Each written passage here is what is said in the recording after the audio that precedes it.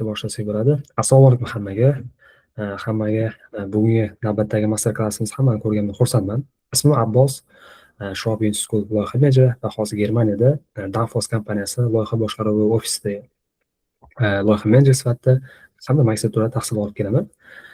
Bugungi master klassimiz mavzusi aynan juda loyiha boshqaruvida eng ko'p qo'llaniladigan va o'rganishimiz va bilishimiz kerak bo'lgan yana bir muhim mavzulardan biri Scrum bo'yicha mana bugun bizda Aziz aka bilan navbatdagi master klassimiz. Agar Aziz aka bilan oldingi aynan loyiha boshqaruvida muammolarni hal qilish, ya'ni problem solving bo'yicha master klassimiz bo'lgan, uni ham havola ostida qoldirib ketamiz. Shu oldingi master klassimizni ko'rishni juda ham tavsiya qilaman. Juda ham ajoyib bo'lgan. Bugun Aziz aka bilan endi navbat shu Scrum mavzusi bo'yicha bir mavzu, bu bo'yicha ularning tajribalari, fikrlarini bo'sha holda bugungi suhbatimizni olib boramiz. Ma'lumot sifatida Aziz aka o'zlari albatta LinkedInda ko'rishingiz mumkin, lekin hozirdan biz yana bitta double check qilib oldim, tekshirib oldim. Hack Parijda dunyo bo'yicha rankingini.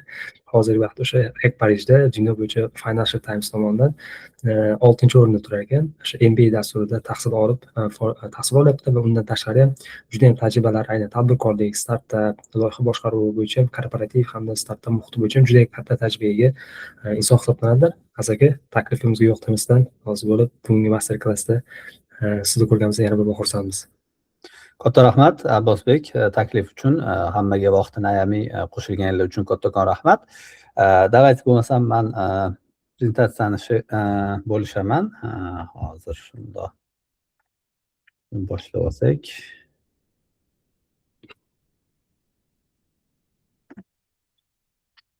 Xo'p. Ekran hammaga ko'rindimi? Ha, ko'rinyapti Aziz. Katta ekran bo'ldi, to'liq ekranga o'tdi. Xo'p, hammaga yana bir bor assalomu alaykum. Abbos bey aytganlaridek, bugungi mavzuyimiz shu Scrum bo'ladi.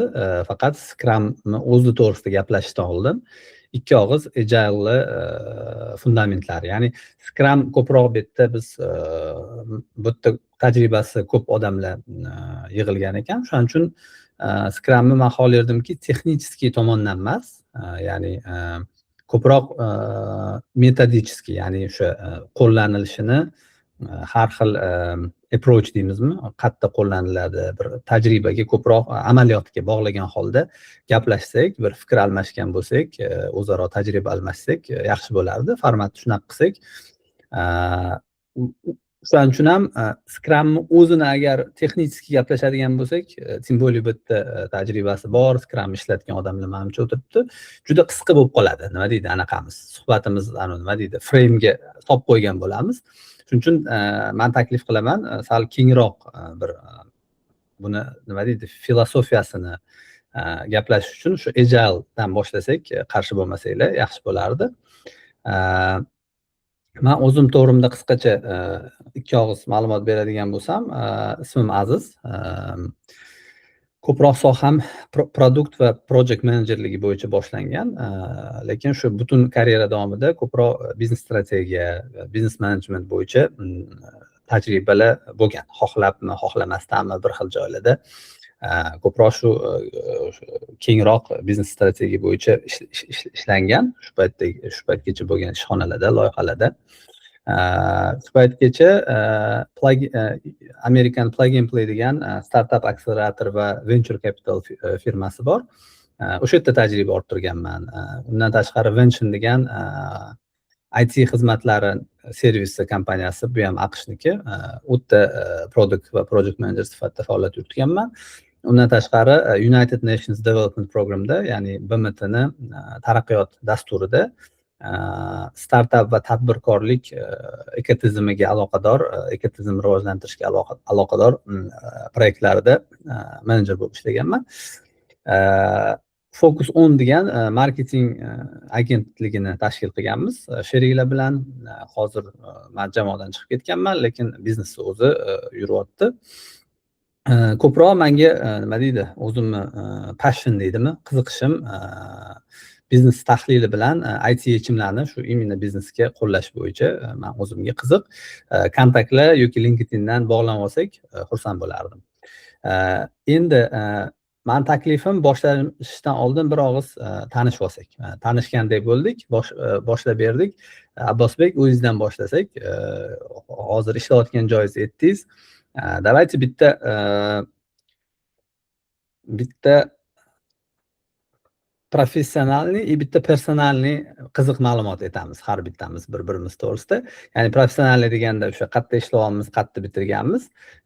Personalniy deganda bir shaxsiy hayotdan, oila to'g'risida yo bir hobbilar to'g'risida, sport, bir qiziqish to'g'risida ikki og'iz bitta aytib chiqsak zo'r bo'lardi. Men professional tomondan aytdim, personal tomondan shaxmat o'ynash bilan padel degan o'yin bor. Tennis, mini tennis desak ham bo'ladi. O'sha o'ynashga qiziqaman. Oilaliman, ikkita farzandim bor. Bittasi 7 yosh, bittasi 5 yosh, o'g'il qiz.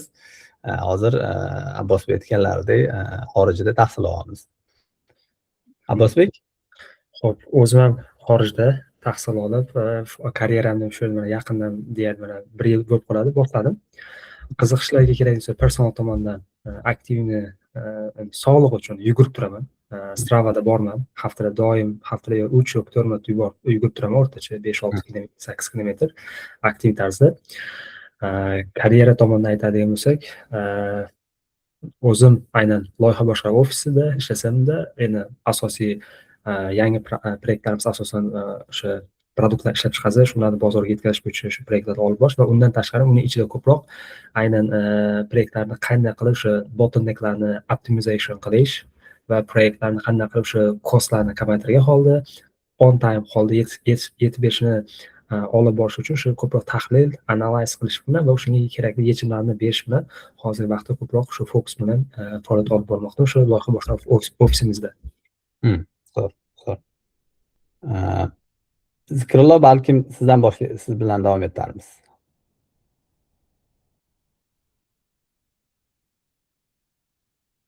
Mikrofon ochiq. Yondi. Men shunchaki o'zi aslida do'stimni qo'llab-quvvatlash uchun kirdim. Hozir ishda o'tiribman. Sog'lashni qoldim. Yana bir marta iltimos.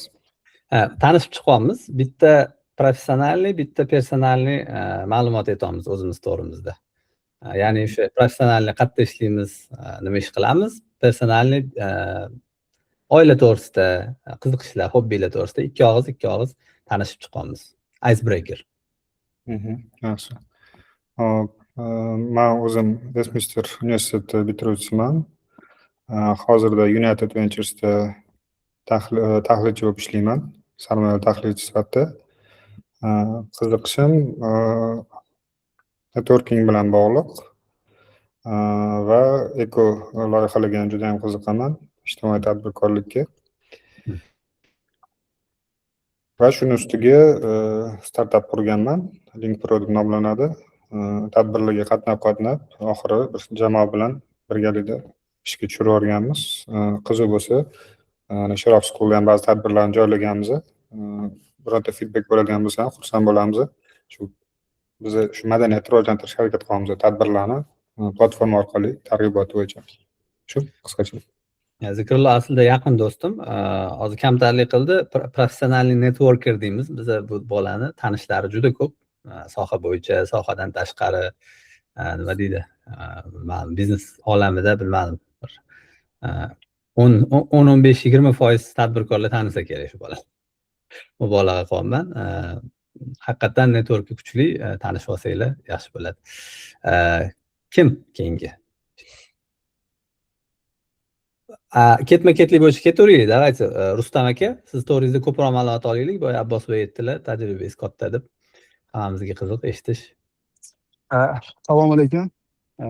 Ozroq shovqin, e'tibor bermaysizlar. Xalaq qilaysizlar. O'chiraman to'g'ri. Biz tomonga. Shu proyekt menejerman. 7 yildan beri ishlayman. Hozir Agrobankda ishlayman. Hozirroq konsultatsiyalar bilan shug'ullanib turamiz. Shu jamoamiz bilan kompaniyalarda borib, protsesslar bo'yicha konsalting.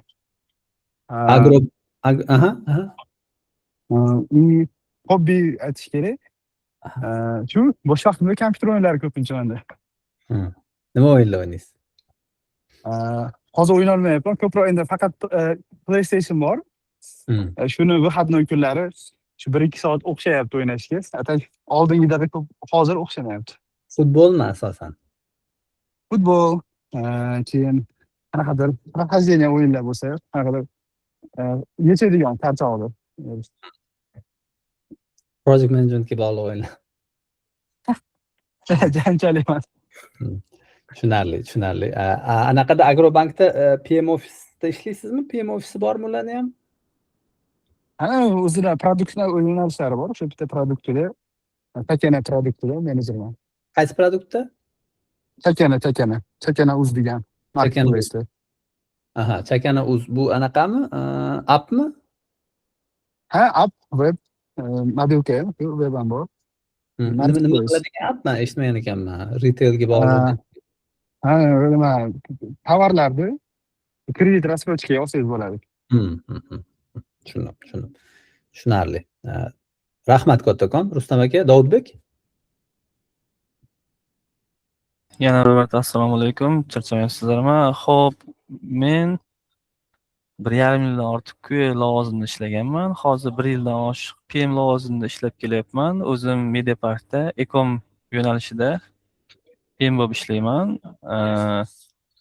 Qiziqishlarim esa futbol o'ynash, jismoniy. Keyin ot minish va ko'proq topishmoqlar yo bir qandaydir qiyin vazifalar yechishga qiziqaman. Oilaviy sharoitim, uylanganman. Xudoga shukr, shunday. Farzandlar bormi? Farzandlar bor. Ikkita, xudoga shukr. Yaxshi. Katta bo'lishsin. Abbosbek. Yana bir bor hammaga assalomu alaykum. Yoshim 23 ta, Tatuni bitirganman. 2 yildan oshiqroq shu Android dasturchilik sohasida tajribam bor. Yandex kompaniyasida ishlaganman. Shu международный kompaniya ish muhitini ko'rganman. Hozirda shu aytganimdek, Biznes rivojlantirish bankida PM bo'lib ishlab kelyapman. Shaxsiy informatsiyalarga aytadigan bo'lsak, men ham shu shaxmat o'ynashni yaxshi ko'raman. Yaqinda qiziqib qoldim. Keyin ishdan tashqari vaqtda aktivniy sportlar bilan shug'ullanib turaman. Endi zalga chiqish, keyin ot minish, keyin dam olish kunlarida shu kamon otish bilan shug'ullanish yoqadi. Yaxshi, zo'r. Hamma bilan tanishgandan xursandman. Давайте bo'lmasam Agile'dan boshlasak. Agile to'g'risida mana definition, endi uzr, slayd inglizcha bo'lib qoldi. Menimcha ingliz tilida anaqa hamma o'qishi biladi. O'zbek tilida prezentatsiya qilamiz. Teoriyadan tashqari Agile deganda kim nimani tushunadi qisqacha, agar ikki og'iz men tasavvur kimda qanaqa tasavvur borligini bilib olsam zo'r bo'lardi.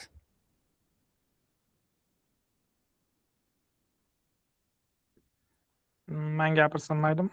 Bemalol. Hop, o'zi loyiha boshqaruvda 2 xil boshqaruv turi bor. Ya'ni waterfall bilan agile bo'ladi. Waterfallda bu loyiha boshidan oxirigacha to'liq reja qilinadi, keyin o'sha reja asosida ketilinadi.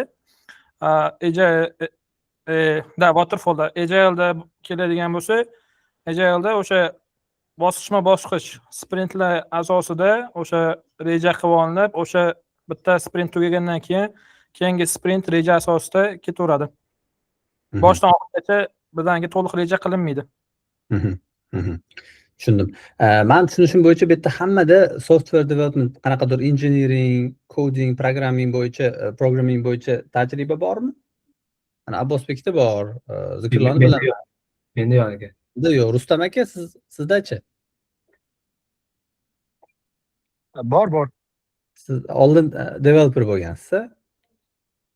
QA automation bo'lganman. Davudbek ham QA bo'lganlar menimcha. Bo'ldi. Agile'ni давайте bo'lmasam sizlar rast texnik tomonni yaxshi bilsanglar, biznes tomonidan ham ko'ramiz. O'zida haqiqatan Agile shu boshida software development uchun ishlab chiqilgan. O'sha aytganlaridek, Abbosbek aytganlaridek, ya'ni shu gibkostga, egiluvchanlikka, o'zgaruvchanlikka mos bir nima deydi?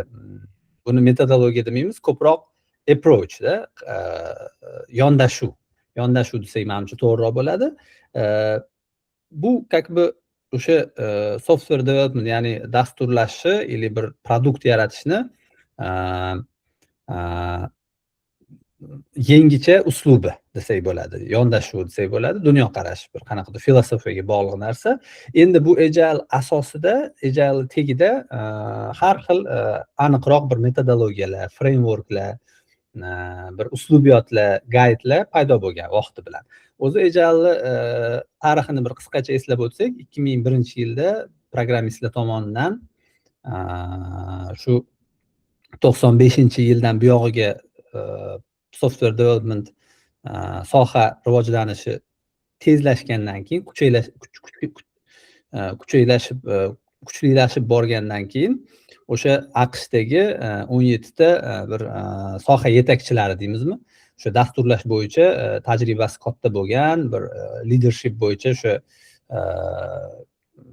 ilg'or fikrlaydigan, uzoqni ko'rishga harakat qiladigan bir 17 ta odam yig'ilib, o'sha Yuta degan bir rezortida bir anaqa qilishadi, manifesto qilishadi. Ya'ni asosiy masala nima bo'ladiki, shu paytgacha bo'lgan boshqaruv metodlari, ana waterfall aytib o'tdilar Abbosbek va boshqa bir yondashuvlar, uslublar уже eskirgan. Hozir IT sohasida yo bir shu bularni o'zini ishlaydigan soha IT bo'lgandan keyin ko'proq IT bo'lsa kerak. Shu sohada bir kundan kunga bir yangiliklar chiqib kelyapti, o'zgarishlar katta bo'lyapti. Endi oldingi o'sha waterfall deymizmi, boshqa deymizmi, ya'ni egiluvchanligi kam bo'lgan, ko'proq statik bo'lgan metodlar уже ish bermaydi bundan buyog'iga. Bundan buyog'iga bir yangicha bir qarash shakllantiraylik deb turib, hamma bir o'zini kollektivniy deydimi, kollektivniy bir xulosalardan, diskussionlardan, o'sha suhbatlardan kelib chiqib, shu agile manifesto qilishadi, ya'ni bir manifesto qabul qilishadi. Bu o'sha 17 ta agile asoschilari desak bo'ladi. Bularning hammasi dasturchi. Kimdir mana Wikipedia'ning asoschisi, Kent Beck Extreme Programming degan mashhur bir approach bor, bilsanglar kerak, uni asoschisi, yo bir mana bu yerda Scrum asoschilaridan Ken Schwaber bilan Jeff, mana bular bilan Ken Schwaber bilan Jeff Sutherland. Jeff Sutherlandning, kстати, bitta zo'r kitobi bor, Проектный менеджмент как революционное управление проектами, метод революционного управления проектами degan kitoblari bor. U kitobda ana o'qib yozilgan kitob. Ko'proq metodichka qilib emas, bir hayotiy misollar bilan Scrumni tam uy qurishdan tortib hayotdagi oilaviy byudjetni boshqarish yo bir oilaviy boshqaruvga ham qo'llab misollar bilan keltiradi. Mana shu Jeff Sutherland degan odam. Juda qiziq kitob, o'qisanglar bo'ladi. Mana shu 17 ta odam kelib o'sha tog'da nechidir kun, 2-3 kun ishlab, agile degan bir yangicha metod, yangicha uslubiyot taklif qilishadi. Agile nimadan tashkil topgan desak, u yerda 4 ta asosiy valuelar, ya'ni qadriyatlarga asoslangan. Bu birinchi qadriyat bu shaxslar qanaqadir interaksionlardan yo bir jarayonlardan, qonun qoidalardan ustun. Ya'ni shaxs deganda o'sha nima deydi? Inson. U klient bo'ladimi, u xodim bo'ladimi? Ular qanaqadir bir protsesslardan ustunroq. Shuning uchun odamni empatiya deymizmi? Odamni tushunish, odam bilan nima deydi? Tushunishga harakat qilish, muammolarini his qilish ko'proq muhim. Ana robotga o'xshab bir qanaqadir yozilgan etaplarni, steplarni follow qilishdan degan birinchi qadriyat. Ikkinchi qadriyat bu customer collaboration, ya'ni mijoz bilan kollaboratsiya qilishda kontraktdan ko'ra mijozni o'zini muammosiga yechim topish, hal qilish, shu problemasini tushunib, tildan uni yechishga yordam berish kontraktda yozilgan bir tekstdan, so'zlardan muhimroq degan qadriyat. Uchinchisi working software. Buni ko'pchilik bilsa kerak, o'sha MVP deymiz, startaplar dunyosida bir qilingan produktni ishlayotgan bir ishlab turgan bir funksionallar qanaqadir juda bir detalniy katta yozilgan dokumentatsiyadan muhimroq. Ya'ni birinchi biz o'sha ishlashiga qaraymiz, keyin уже ikkinchi navbatda polniy bir butun rejaga qaraymiz. To'rtinchi qadriyatimiz bu yerda responding to change, ya'ni o'zgarishlar tez, doimiy, o'shanga javob berishi, moslashishi vaqti tezligi muhim. Faqatgina ko'r-ko'rona bir reja bo'yicha ketishdan degan mana shu to'rtta, demak bizda to'rtta qadriyat. Endi 12 ta prinsipi bor ekan Agile. Mana shu joyda ozgina tushunmovchilik menda ham bo'lgan, balki sizlarda ham bo'lgandir. Nima deb o'ylaysizlar? Qadriyat bilan prinsipni nima farqi bor bu yerda? Kim fikr bildira oladi? Ikki og'iz.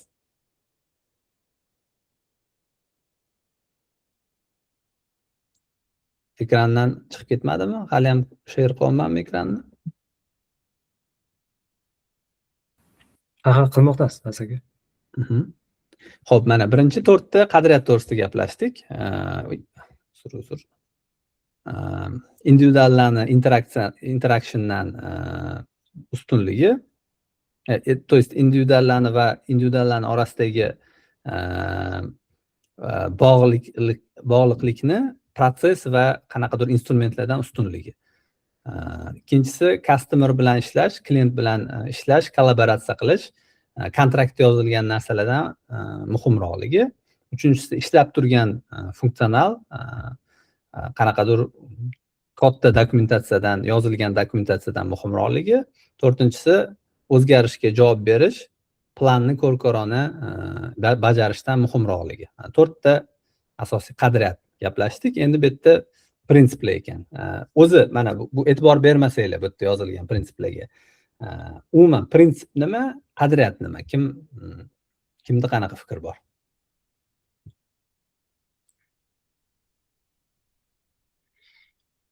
Balkim endi mani fikrimcha balkim to'g'ri fikr bildirishingiz mumkin.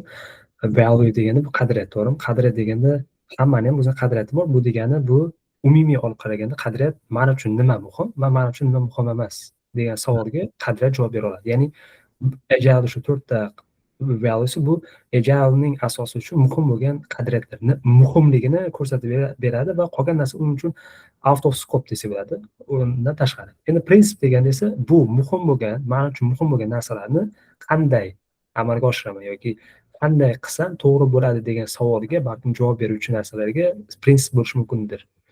Value nima muhimligi va muhim narsani esa prinsiplar orqali esa qanday, nima asosida yoki nima prinsip qanday asosda amalga oshiraman degan savolga javob berish mumkindir, meni fikrimcha balki. Rahmat. Bu yerda to'g'ri javob ham, noto'g'ri javob, to есть noto'g'ri javob o'zi yo'q. Shunchaki menga hammani fikri qiziq, juda zo'r anaqa bo'ldi, qarash bo'ldi. Abbosbek, bu kim nimadir qo'sha oladimi?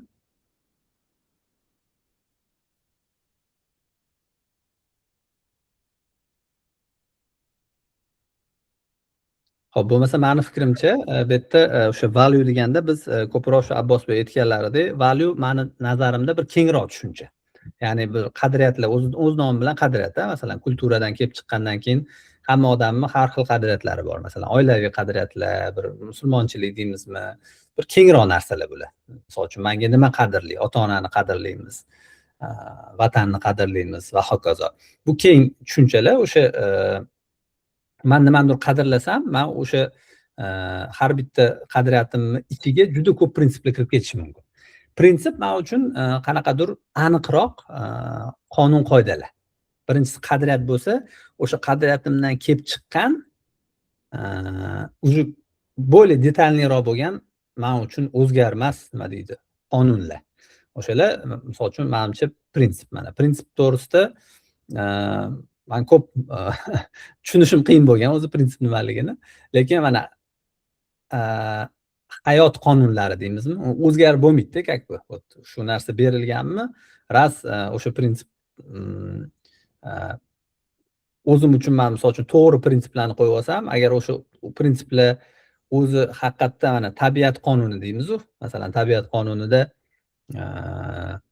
tepadan turib narsani pastga tashlab yuborsangiz, yer tortish kuchi bo'lgani uchun u narsa pastga tushadi, tepaga chiqib ketmaydi. Bu tabiat qonunida, uni tepadan turib narsani tepaga otsangiz ham baribir pastga tushadi. Yonga otsangiz ham pastga tushadi, bu yonga otsangiz ham pastga tushadi. Chunki o'sha yer tortib turibdi. O'sha yer tortish qonuni bu prinsip. Xuddi shunga o'xshab, o'sha qadriyatdan kelib chiqqan, o'sha qadriyatga asoslangan bir natural qonunlarni prinsip deb tushunsak bo'lar ekan. Bu yerda ya'ni birinchisi customer satisfaction, ya'ni customerni o'sha hamma tushunadi, klientni ehtiyojlarini qondirish deymiz. Keyingisi changing requirement. O'sha requirementlar statik emas, doimiy emas, ular o'zgarib turadi. Uchinchisi frequent delivery. Bizga bitta narsani to'liq ideal yetkazib berishdan ko'ra qism-qismga bo'lib bo'lsa ham, lekin tez-tez yetkazib berish muhimroq.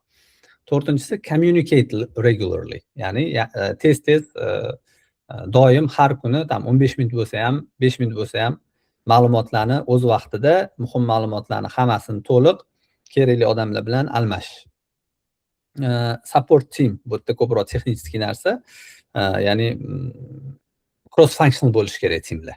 Masalan, bitta team ikkinchi teamni backend bo'ladimi, frontend bo'ladimi, bir-birini qo'llab-quvvatlab ishlash kerak.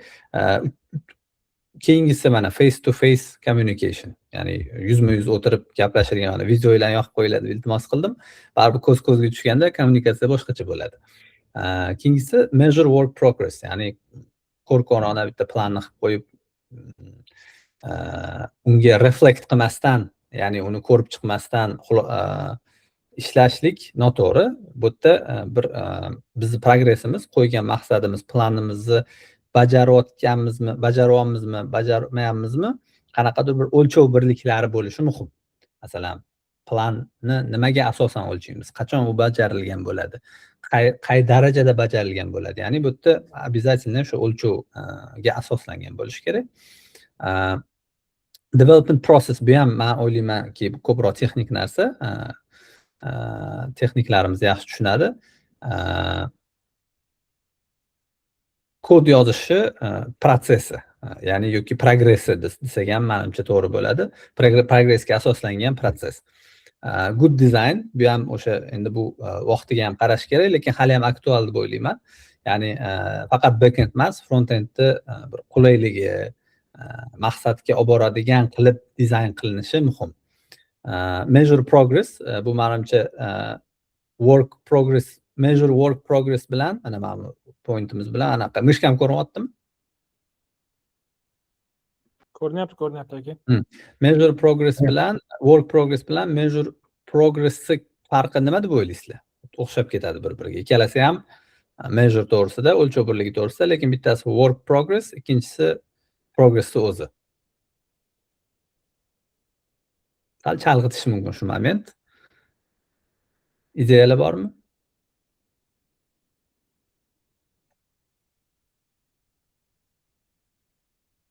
Men team progress degan bo'lardim. Buni yana ham aniqroq qilish uchun, ya'ni birinchisida measure work progress desak, biz aniq qo'yilgan aytaylik sprintga olgan narsalarimiz tam A, B, C funksional qilinishi kerakmi? Qilindimi, yo'qmi? Shuning uchun work progress, imminni ishi qanaqa ketishini o'lchash uchun o'lchov birligi bo'lsa, measure progressda men o'ylardimki, mana jamoa sifatida umumiy progressimiz qanaqa ketyapti? Vaqt bo'yicha jamoani bir-biri bilan ishlash tendensiyasi, ya'ni bir-birini tushunyaptimi, yo'qmi? Konflikt bormi, yo'qmi? Mana shularni o'lchaydigan umumiy progressni samaradorligini belgilab beradigan measurelar tushungan bo'lardim. Keyingisi continue seeking results, ya'ni bitta natija bilan bitta yutuq bilan chegaralanib qolmaymiz. Doim o'zimiz ustimizda ishlab, doim 1% bo'lsa ham, tomchi bo'lsa ham rivojlanishga, ya'ni ko'proq rivojlanishga, kechagidan yaxshiroq bo'lishga doimiy harakat qilib borish. Bunga kirib ketishi mumkin research qilish, development qilish, yangi skilllar olish, yangi aytaylik networklar orttirish, yangi ideyalar qo'shish, eksperimentlar qilish va hokazo. Oxirgi prinsipimiz reflect and adjust regularly. Bu ham mana progress bilan bog'liq deb o'ylayman. Ya'ni siz progressni teamwork sifatida qanaqa jamoada ishlashimiz progressini o'lchaydigan o'lchov asosida mana shu o'lchov bo'lsa, measurement bo'lsa, shuni keyin reflect and adjust regularly, ya'ni retrospective deymiz, har hafta yo har 2 haftada bir yo har oyda bir o'tirib mana shu measurelarni ko'rib chiqish jarayoni, ya'ni qani measureimiz nima edi-yu, biz qanaqa ishladik, ya'ni reflect qilish, o'shani doimiy ravishda ko'rib chiqib, tahlil qilib, to'g'rilab borishga harakat qilish. Bu kecha qanaqa savollar bor? Faqat men gapiryapman, savollar orada chiqib qolsa, aytinglar. Menimcha shu prinsiplarni bir eslab olganimiz yaxshi.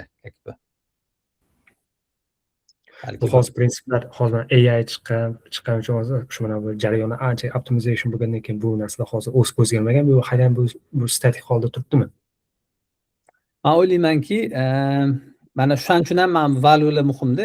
Value prinsip tez o'zgaradigan narsa bo'lmaydi. Menimcha prinsipni, haqiqiy prinsip o'zgaravermaydi. Vaqt o'zgarishi bilan qoladi. Men o'ylayman, mana shu prinsip, mana shu hozir gaplashganlarimizning aksariyati bir 90% bo'lsa kerak, hali ham aktual, mana shu AI chiqqandan keyin yana ham aktuallashib ketdi. Masalan, aytaylik frequent delivery, bu aktuallashib ketdi-ku, hozir mana changing requirements, mana shu ikkita narsa masalan u paytda bo'lgandan doim bu prinsiplar ya'ni aktualligi oshib borgan shu paytgacha. Frequent delivery mana AI orqali biz frequent deliveryni bilmadim X10 bo'lib ketdi shekilli, X50 bo'lmagan bo'lsa agar, ya'ni aktual. Misol uchun qaranglar, mana 2001-yil yozilgan narsalarda bular. Men shunga aniq qilaman, ba'zi payt mana hayron qolaman, mana face to face communication. U payt internet, video streaming afshid dabdala bo'lganda, lekin o'shanda o'sha yig'ilganlar tushunib, mana shu narsani dokumentatsiyaga kiritib ketgan face to face communicationning muhimligi. Bu ham aktualligi o'sha paytdan yaxshiroq deb o'ylayman. U payt shundoq ham menimcha face to face ko'p bo'lgan communication. Lekin shunda ham bu onlayndan yoki email yozishmadan yaxshiroq deb kiritib ketishgan. Hozir masalan men o'ylayman, что bu aktualligi oshgan, tushmagan. Hozirgi anaqani ham, mana seminarimiz, suhbatimizni ham, misol uchun men offline bo'lishini ko'proq xohlagan bo'lardim, chem onlayn. Iloji yo'q bo'lgani uchun onlayn qilyapmiz-da. Ishda ham shu, faqat email yozib o'tiravermasdan, bitta masalani ustida bir kunda 15 minut face to face ko'rishib turgan, menimcha progressga ancha boshqacha ta'sir qiladi. Qolganlar nima deb o'ylaydi? To'g'ri. Xo'p, bu slayd menimcha uncha ko'p to'xtalmaymiz. Nima uchun Agile? Agile asosiy 3 ta foydasi, muhim joylari. Bu birinchisi flexibility, ya'ni o'zgarishga, moslashishga tezligimizni oshiradi, moyilligimizni oshiradi, yordam beradi.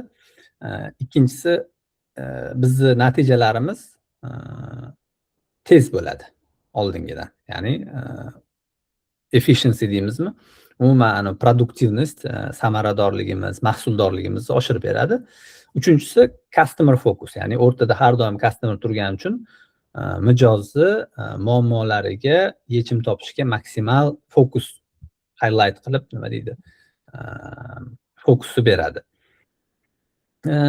Boya aytganimizdek, populyarniy, ya'ni ko'pchilik biladigan Agile, shu Agile valuelari, qadriyatlari, prinsiplarini olib turib, o'sha har xil odamlar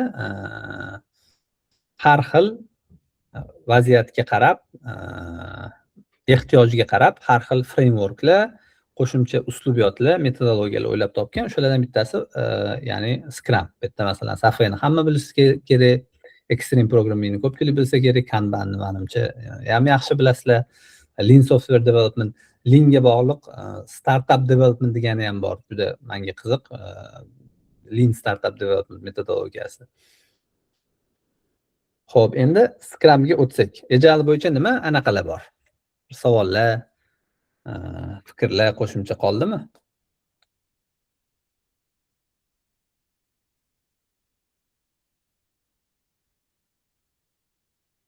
Xo'p, Scrum to'g'risida gaplashamiz. Scrum deganda nima, kim nimani tushunadi bo'lmasam? Men uzr, sal ko'proq savollar beraman.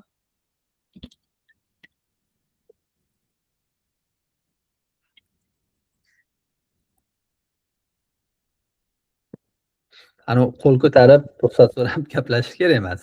Primoy kimda nima xayolga kelgan narsani aytaversin. O'sha boya aytganimizdek, to'g'ri, noto'g'ri javob bo'lmaydi.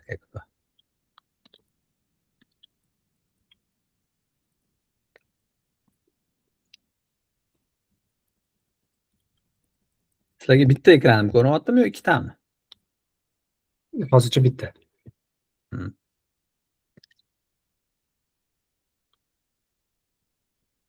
Scrum bo'yicha hamma ishlaydimi? Ishlaymiz aka. Scrum endi o'sha sprintlar bilan ishlaymiz.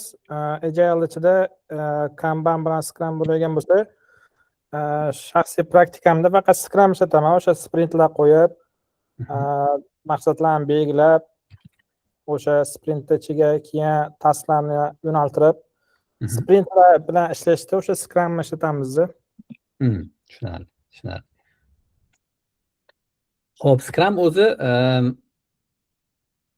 amerikanskiy futboldagi mana shu holatni nomi Scrum ekan. Ya'ni hamma o'sha ko'pda o'rtada bo'ladi, sudya hushtak chalguncha komandalar mana shunaqa holatga yig'iladida, hamma jipslashib, mana shu turgan holatning nomi Scrum ekan. Endi futbolda maqsad bu turishdan shu ko'ptoni qaysi jamoa birinchi bo'lib olib, ko'ptoni olgandan keyingi harakat. Ya'ni ko'ptoni olgan jamoa uni o'zida saqlab qolib, o'zida nima deydi, o'zaro almashib yoyilib ketishga harakat qiladi. Ko'ptoni ololmagan jamoa ham ana ko'ptoni olgan jamoadan o'sha mana shu holatni o'zida olib qo'yishga harakat qiladi ko'ptoni, ularni qo'yib yubormasdan. Ya'ni bir kurash aralash, futbol aralash holat. Imенно nimaga bu nom tanlangan deyilsa, o'sha jamoada ham Scrum jamoa deymiz-ku. O'sha ko'pto qanaqadir bir maqsad bo'lsa, artefaktimiz bo'lsa, bu jamoalar bir-birini maksimal поддержка qilib, maksimal samarador holat bo'lgani uchun o'sha Scrum degan nom olingan ekan. Teoriyaga keladigan bo'lsak, o'sha Scrum bu o'sha framework deymiz. Komandalarga bir-biri bilan ishlashga yordam beradigan proyekt anaqa. Framework. Ya'ni framework nimaligini hamma tushunadi. Juda sodda qilgan, mana shu menga yoqadi. Scrum Guide'ni hamma o'qiganmi? Aka faqat bu yerda ma'lum sifatida agar prezentatsiyani share qilayotgan bo'lsa, lekin biz hali ko'rmadi share. Yo'q, ko'rmayaptimi? Uzr. Prezentatsiya o'chib qolibdi-ku. Hozir aytmaysizlarmi ahli? Mana shu prezentatsiyani ko'rinmadimi? Boya ko'rgan, lekin boya ozgina ko'rdik. Futboldagi Scrum holati shu to'g'risida gaplashdik. Keyingisi mana bu bunga o'tishdan oldin ana Scrum Guide degan bir 16 varaqli Scrum guide bor. O'shani o'qiganlar bormi? Bo'lmasam gruppaga tashlab qo'yaman yoki sizga tashlasam qolganlar bilan bo'lishsangiz, o'sha Scrum Guide o'zi 16-18 varaqli narsa. Bitta o'qib chiqsanglar, men o'shandan keyin men to'g'risi menda bitta kitob yozish rejasi bo'lgandi-da oldin. Har xil narsalarni anaqalarini nima deydi, sketch deydimi, ana ideyalarni yozib yurardim kitob yozish bo'yicha. O'sha Scrum Guide'ni o'qigandan keyin men kitob yozgim kelmay qolgan. Ya'ni qaysi ma'noda yozgim kelmay qolgan? Juda kam so'z ishlatib, qisqa lo'nda aniq tushuntirib berganda mana shu Scrum Guide'da Scrum nimaligini, o'sha framework bormi, uni ishlatilishimi. Endi u narsa konstitutsiyada gap bo'lsa, masalan, konstitutsiya butun qonunlarning jamlanmasi-ku, kichkina varoqda uni ichida jinoiy kodeks ham o'shandan kelib chiqqan, fuqarolik kodeksi ham o'shandan kelib chiqqan va hokazo. Scrum Guide'da shu uslubda yozganda, keyin men o'sha ras bunaqa effektivniy narsa bo'lsa, men ham shunaqa effektiv narsa qilmagunimcha yozmasligim kerak ekan kitob deb o'zimcha o'qiganman. Tavsiya qilaman o'sha Scrum Guide'ni o'qib chiqishni. Ayniqsa sizlar Scrum bo'yicha ishlab yurgan bo'lganinglar uchun hozir Scrum Guide'ni o'qiganinglar sizlarga juda katta anov beradi. Nima deydi? Boost beradi. Agar shu paytgacha o'qimagan bo'lsanglar, hozir hech kim javob bermaganiga, hech kim hali o'qimagansizlar degan xulosada gapiryapman. Highly recommended o'qish kerak. Sababi o'sha hozirgi kunda Scrum ishlatib turgan narsalarni ancha oshirib beradi, kuchaytirib beradi. Endi Scrum Guide'dan olingan anaqa bu ham definition. Scrum o'zi nima degan savolga shunaqa sodda javob berganki, sodda lekin mazmuni kuchli. Hali ham ko'rinyapti ekranim, o'chib qolmadimi? Yo'q, ko'ryapti.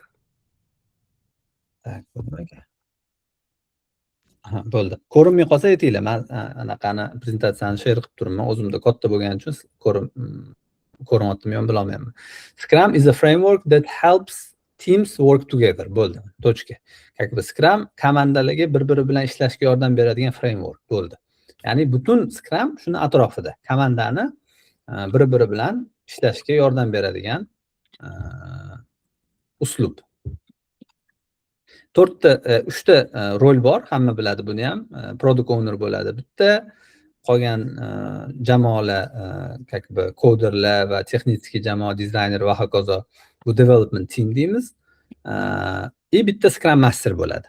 Bularni vazifasini hamma biladi. Product owner vazifasi demak, o'sha produktni umumiy strategiyasi, umumiy ishlatilishi, qanaqa funksiya bo'ladi, qanaqa funksiya bo'lmaydi, nima eng muhimi, prioritet birinchi qaysi keladi, ikkinchi qaysi keladi, product owner o'rnatib, hal qilib, yo'nalishni qo'yib beradi. Development komanda o'sha berilgan vazifalarni birma-bir reja bo'yicha, ketma-ketlik bo'yicha bajaradi. Scrum Master nima qiladi? Komandalarda Scrum Master bormi? Hammada bormi Scrum Masterlar?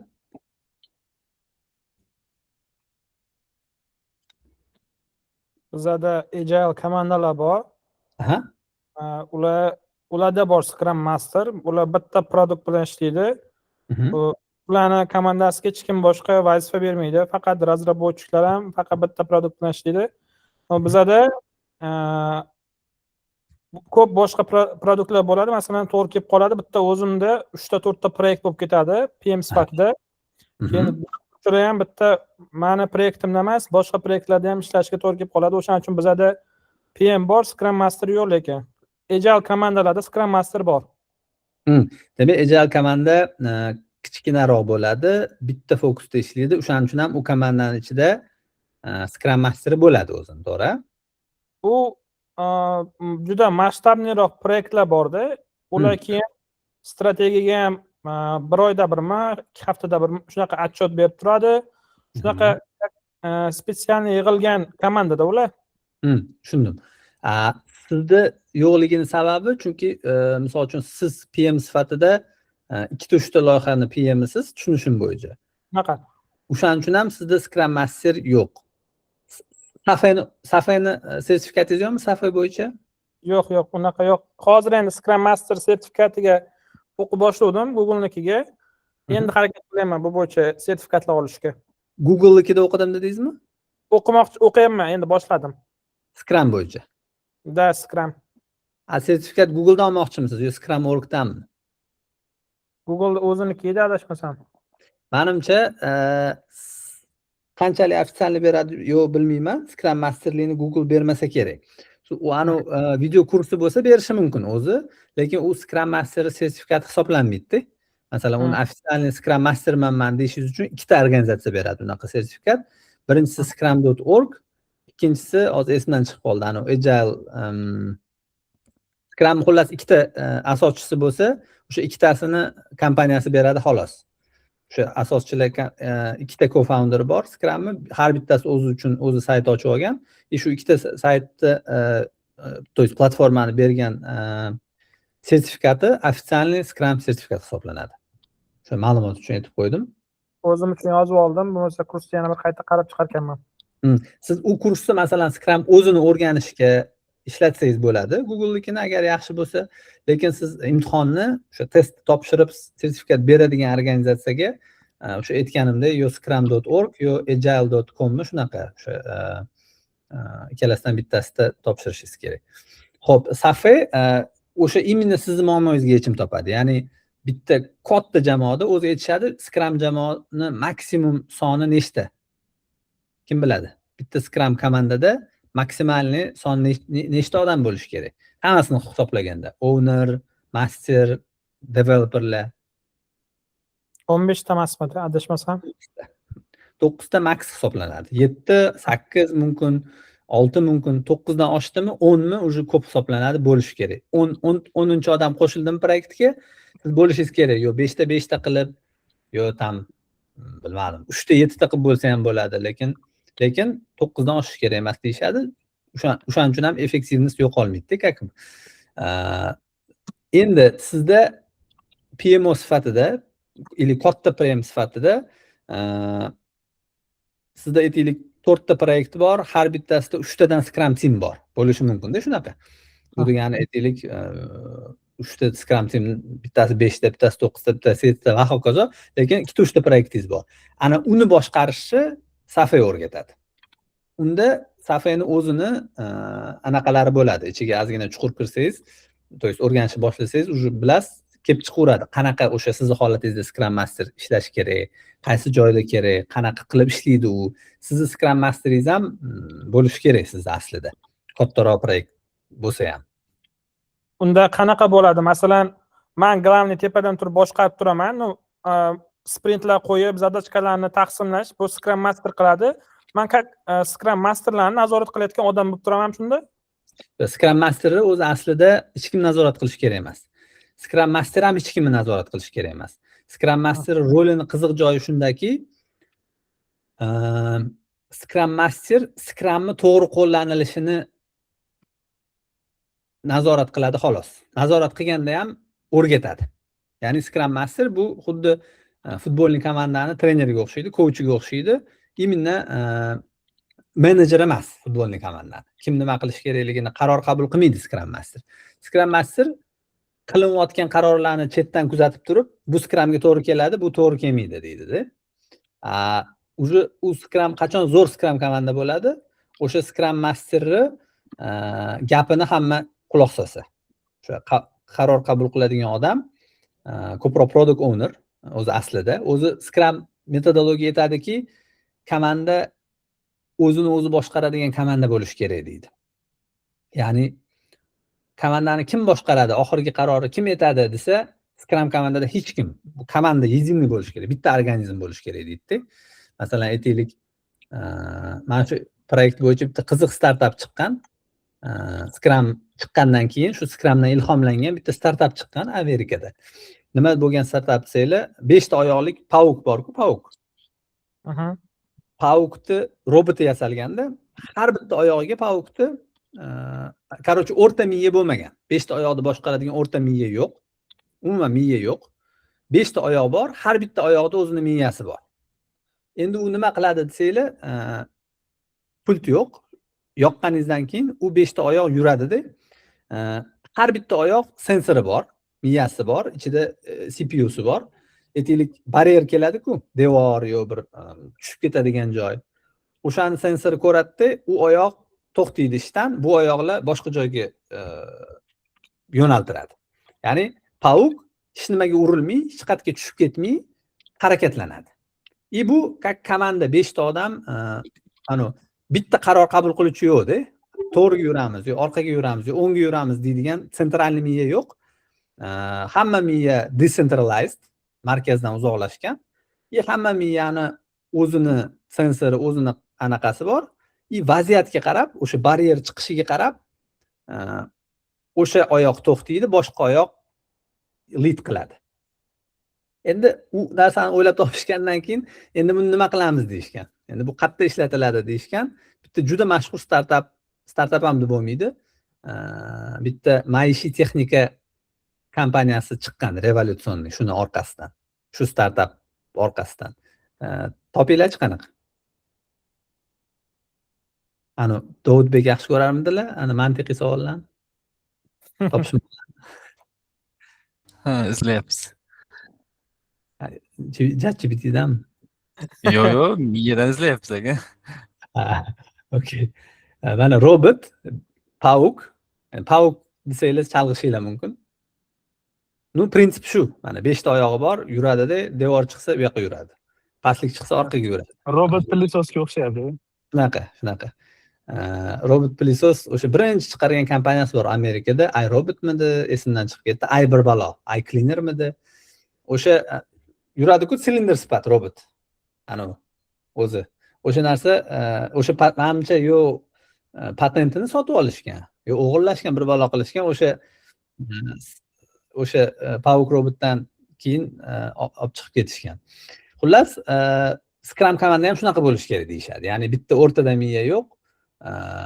Faqatgina o'sha boshida backlogdan sprintga nimalarni olamiz degan savolga product owner javob beradi, lekin u ham qaror qabul qilmayapti. U ham o'sha Scrumni metodologiyasini bajarish uchun o'zini vazifasi product ownerni o'sha etishda prioritetda. Birinchi bu muhim, ikkinchi bu muhim degan narsani etish, u ham o'zini vazifasini bajaryapti aslida. Endi shu nuqtai nazardan qarasak, ya'ni Scrum team, haqiqiy Scrum team qachon bo'ladi? Qachonki как organizm hamma o'zini vazifasini maksimal Scrum master, ya'ni Scrum guide ga asosan ishlasa, self managing deydimi? O'sha o'zini o'zi boshqaradigan bir единый organizm bo'la olsa, o'shanda maksimal Scrum komanda bo'lgan bo'ladi. Ekran ko'rindimi anaqa prezentatsiya? Yo, uzilib qoldi yana. Yo'q, lekin Shu narsalarni ko'rishga bu yoqqa o'tsam, u keyin qaytib ulanmayapti. Menimcha ko'rindi. Ko'rindi aka. ko'rindi. Tak, xo'p, bu savol rollar bo'yicha kimdadir savol bormi? Agar savol bo'lsa, men просто bilolmayapman-da, to'xtash kerakmi yo'qmi bu yerda. Savol bo'lmasa, aytsanglar o'tib ketaveramiz. Menda savol bor. Endi joyida gaplashib ketaylik. Bizada masalan product owner kim bo'ladi loyihada? Bizada yana departamentlarda ichki tuzilma, departament boshqarma bo'lib tuzilgan bankda biznes tomonda departament boshlig'i product owner deyishadi. Lekin ular unchalik aralashmaydi. Bizada masalan proyekt bo'lsa, biznes tomonidan bir proyekt menejer tayinlanadi. O'shan bilan gaplashib ishlaniladi, lekin u departament direktori unaqa proyektga aralashmaydi. O'shanaqa jarayonda menimcha bizaniki noto'g'ri deb o'ylayman. Shunga qaraysiz. o'zi product owner birinchi savol bittami yo bir nechtami? Bitta loyihada endi aytayman, bitta loyiha bo'ladigan bo'lsa, biznes tomonidan bir kishi biriktiriladi u loyihaga. IT komandadan bitta PM biriktiriladi. O'sha IT tomondagi PM bilan biznes tomondagi PM совместно gaplashib, o'sha muammolarni hal qilib ketadi, lekin product owner degan odam yo'q. Bizning departament direktori tomonidan eshitganman. Endi product owner kim desam, loyihani discuss qilayotganda biznes tomonidagi departament direktori deb aytgan. Lekin men u narsani unchalik to'g'ri deb o'ylamayman. Yana ham bilmadim. Yo'q, product owner bu aslida bularning hammasi rollar, tushunasizlar. Rol bilan pozitsiyani farqini. Rol lavozim emas. Mana shu joyni tushunib olish muhim. Что lavozimda bu aytiladi, mana product manager, to есть project manager bu lavozim. Bu project managerlik degan lavozim bor. Unga oylik to'lanadi, o'sha o'zini ishini qiladi va hokazo. Bu Scrum komandadagi bu rollar bu lavozim emas, bu rol. Misol uchun product owner biznes departamentni boshlig'i bo'lishi mumkin, product ownerlikni olishi mumkin. Lekin u product ownerlikni oldimi, u uncha aralashmaydi degan gap yo'qda, u bo'lmaydi. U o'sha Scrum Guide bo'yicha, ya'ni Scrum Master tushuntiradi product ownerga. Sizni ishingiz mana bu deydi. Mana bu payt bo'lishingiz kerak, mana bu Scrum planningda bo'lishingiz kerak, siz hal qilishingiz kerak, siz ownersiz. Product owner degan strategik jihatdan produktni taqdirini hal qiladigan odam degani. Uni u vazifasi. Bu produktni ishlashi, natijalari, uni developmentini ham natijalari, lekin developmentdan keyin keladigan biznes natijalar bor-ku, uni sotuvi, KPI'lari. Eng zainteresovanный odam, eng xavotir olgan odam product owner bo'ladi aslida. Shu produktni taqdiri to'g'risida. O'shaning uchun ham bu product owner departament boshlig'i bo'lishi mumkin, lekin ikkita juda prinsipial muhim sharti. Birinchidan bu o'sha aytganimdek produktni taqdiriga eng mas'ul va xavotir oladigan, bir kuyib pishadigan odam bo'lishi kerak. Ikkinchisi bu o'sha Scrum metodologiyasi bo'yicha, frameworki bo'yicha o'zini vazifalarini cho'tki tushunib, o'shalarga amal qilish kerak. O'sha vazifalarni bajarish kerak. Ras qo'shildimi anaqaga, Scrum teamga product owner bo'lib. Tushunmagan joy bo'lsa, boradi Scrum Masterdan so'raydi. Scrum Master boshida tushuntiradi, vazifalaringiz shu, qiladigan ishingiz shu, har sprintda mana bu ishni qilasiz, mana bu kuni mana bu majlisga kelasiz. Bo'ldi, keladi, hamma savolni so'raydi.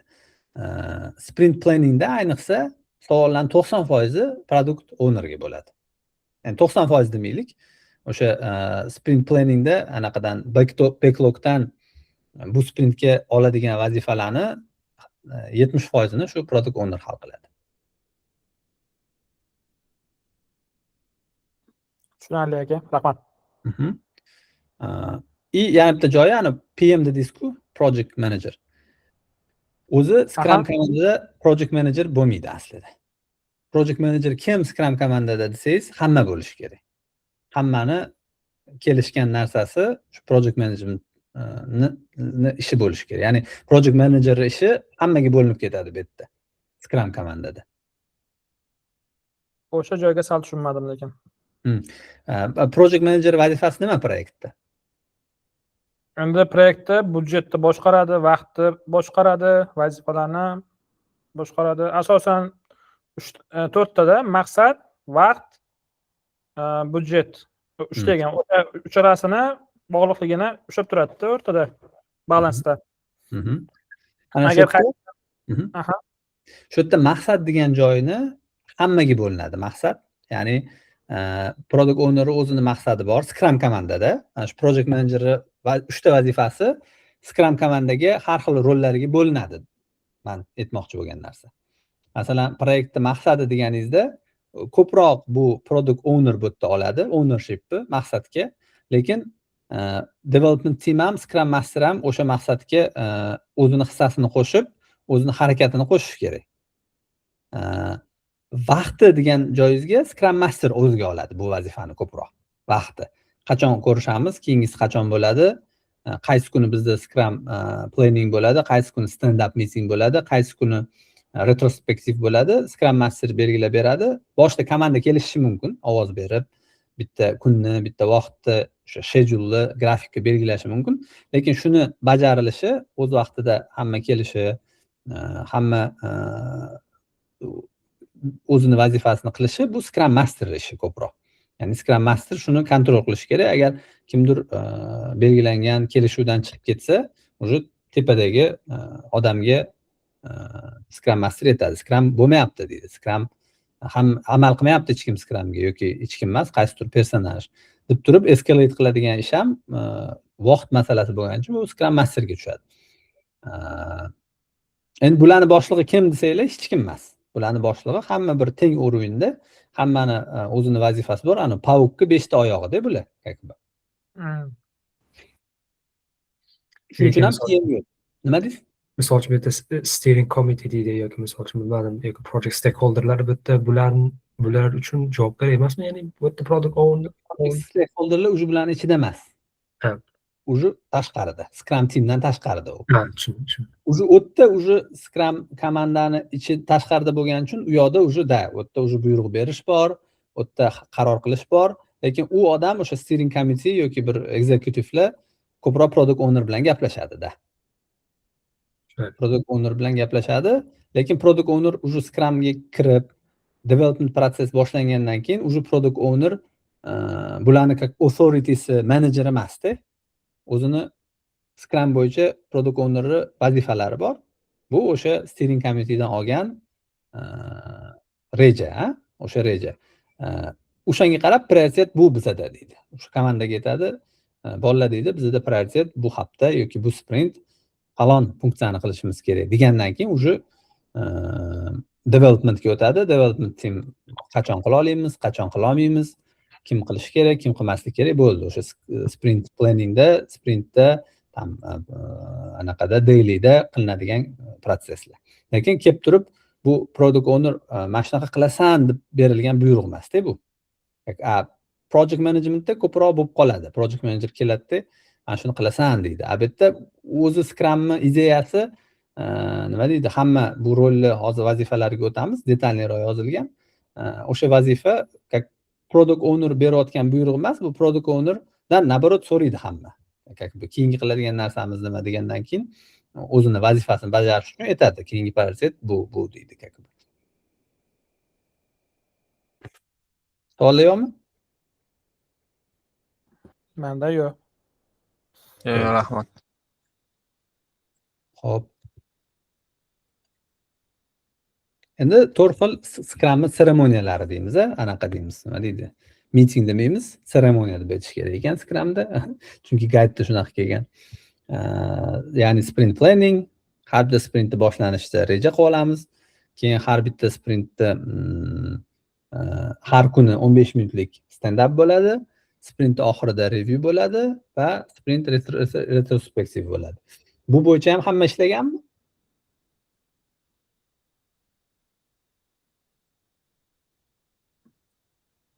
Ishlaganman. Loyihada qo'llashga harakat qilaman. Lekin bunda ham muammo bo'lgan. O'zi bitta loyiha tugadi. O'zim uchun xulosa qilib qo'ydim. Qilingan xatolar qanaqa bo'ldi deb. Masalan, bunaqa narsa bo'lgan.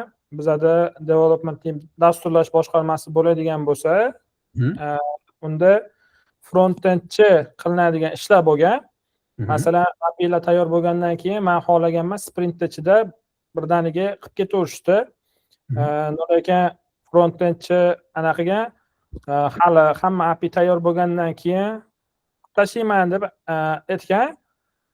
Keyin men uni boshlig'i bilan gaplashganimda, boshlig'i ham API'lar tayyor bo'lsin, qilib bo'ladi, ulguradi deb xo'p deganman keyin ularning gapiga. Keyin o'sha proyekt oxiriga kelib, front-endda ish ko'payib ketdi. Sal bir ikkita joylariga ulgurmay qolgan joylari bo'ldi. O'shanda sprint planning to'g'ri bo'lmadi deb o'zim uchun xulosa qildim.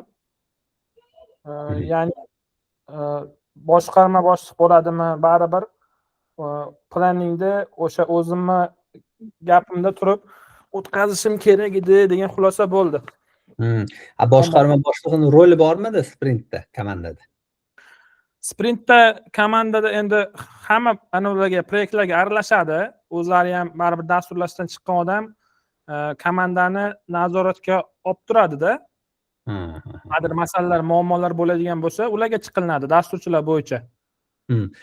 Endi bu yerda endi detalni chuqur qilsak, bu yerda menimcha ko'p faktorlar rol o'ynagan. Bu qisqa agar javob bersak, hozir vaqtdan ham anav qilish uchun, bu yerda asosiy narsa ikkita narsa qilinishi kerak edi. Yo u, yo bu. Ikkalasi ham emas. Ya'ni birinchisi yo o'sha odam Scrum komandaga product owner bo'lib keladi-da, boshdan oxirigacha hamma anaqasida qatnashib, sprintida mana shu seremoniyada qatnashib, to'liq product ownerlikni vazifasini olib bajaradi. U department boshlig'i bo'ladimi, zam bo'ladimi, zampred bo'ladimi, farqi yo'q. Ras oldimi, kelib o'zi owner bo'lsa, o'sha masala yo'q.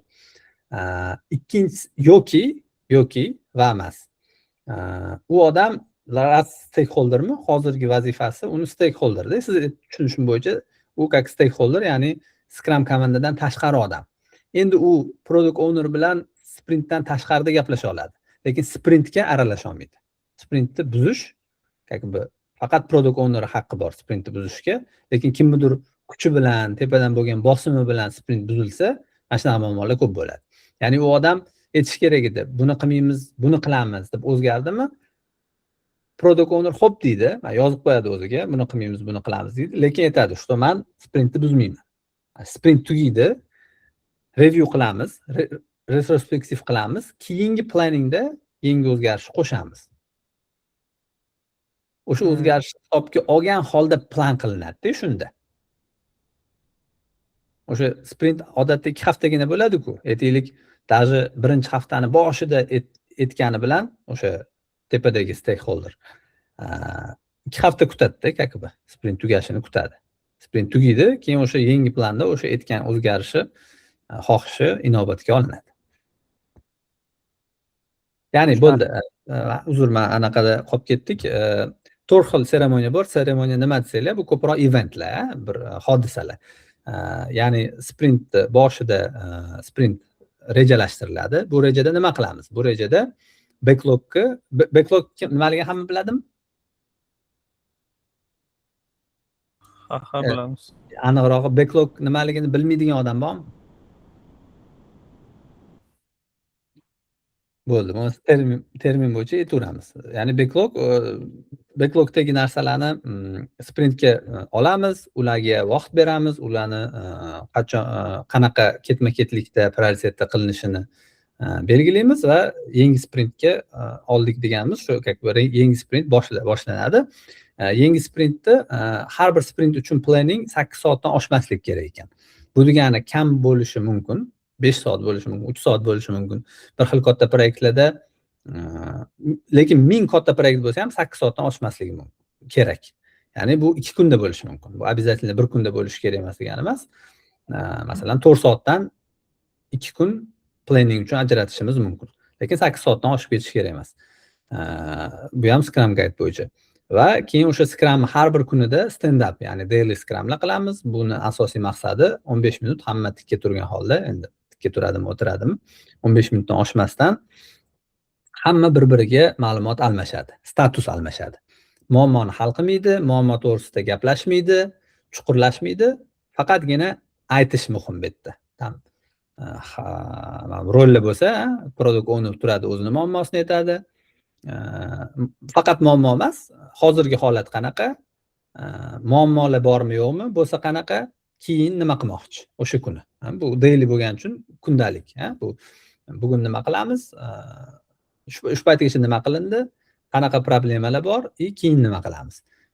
Keyin aytaylik development teamdagilar aytadi, Scrum Master aytadi. Hamma bir-biriga statusini bo'lishib qo'yadi. Keyingisida sprint review, ya'ni sprint tugadi, sprintning oxirgi kuni, yoki oxirgidan bitta oldingi kun. Bu 4 soatdan oshmasligi kerak ekan. Bu yerda demak sprintda bo'lgan vazifalar nima bajarildi, nima bajarilmadi, nima uchun shu narsalar aytiladi, anaqa tozalanadi. Sprintdagi vazifalar yana backlogga olinadi yoki bir startingga olinadi, statuslari tozalanadi. Endi retrospektiv, sprint review bilan sprint retrospektiv farqi nima? Nima deysizlar?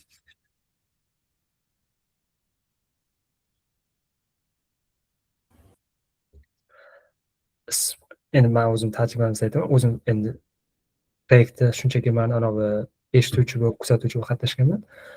Sprint reviewda bizda qanaqa bo'lganki, bizda aynan o'sha sprint bo'yicha nimani qildik, nimani qila olmadik, sabablar, qanaqadir root cause analysis desak bo'ladi. Ko'p bu nimani o'xshata oldik, nimani qila olmadik. Sprint retrospektiv desa ko'p bo'ladi timni holati, qanchalik jamoa bundan qoniqdi, nima ko'ngli to'ldimi, nimani o'ziga bu narsa qilgan ishi ma'qul keldimi, holat qanaqa, environment holat qanaqaligiga ko'p fokus berilgan holda keyingi sprintda komanda mana shu sprintda yana ham o'zida mamnun bo'lgan holda, xursand bo'lgan holda qanaqadir yaxshi kayfiyatda qila olishini ta'minlashga qaratilgan qanaqadir miting hisoblanar ekanda, bizni qatnashgan bo'yicha eshitib ko'rganim bo'yicha shunaqa asosiy farq deb qarayman men ko'proq. To'g'ri, qo'shimchalar bormi? Sprint reviewda o'sha Abbos aka aytganlaridek qilingan ishlar, ulgurgan yoki ulgurmagan ishlarda muhokamasi bo'ladigan bo'lsa, sprint retrospektivda endi bu объемliroq olamiz. Ya'ni strategiyada qanaqa muammolar bo'ldi, ish olib ketishda, jamoada qanaqa muammolar bo'ldi, keyingi sprintda qanaqa muammolarga yo'l qo'ymaslik kerak. O'shanaqa narsalar bo'yicha chuqurroq gaplashiladi deb o'ylayman. Xuddi shunaqa. Men даже aytgan bo'lardim, что sprint review bu qo'yilgan maqsadlar va именно spesifik tasklar bo'yicha bo'lsa, bir vazifalar bo'yicha bo'lsa, ish to'g'risida bo'lsa, retrospektiv ko'proq protsesslar to'g'risida. Jamoani ishlash uslubi, behavior deymizmi, qanaqa tutishi yoki mana bitta agar bitta eslasak prinsiplarda. Mana measure work progress bor edi. Mana buni hozir ko'ryapti ekranim. Da. 12 ta principle degan joyga o'tdim. Measure work progressni ko'proq sprint reviewda qilamiz. Measure progressni, umumiy progressni ko'proq retrospektivda gaplashamiz. Ya'ni bu yerda shu bittasi retrospektiv ko'proq o'sha biz umuman Scrum ni qo'llashda shu framework ishlatishdagi plyus minuslarimiz bo'lsa, sprint reviewda bu ko'proq faktiskiy ish to'g'risidagi plyus minuslar. Mana vaqtlari bu 4 soatdan oshmasligi kerak, retro 3 soatdan oshlamaslik kerak. Aytaylik bu 1 soatdan bir kun yo bittada 3 soat, yo 2 soat, yoki 2 kun 1,5 soatdan. Xo'p, artefaktlar, 4 xil artefakt bor ekan Scrum da. Bu backlog, ya'ni umumiy hamma bajarilishi kerak bo'lgan ishlarni, yo funksiyalarni, yo natijalarni bir ro'yxati yoki bazasi. Endi sprint backlog bu именно hozirgi sprintimizda qilinadigan vazifalar bu yerdan olib qo'yamiz.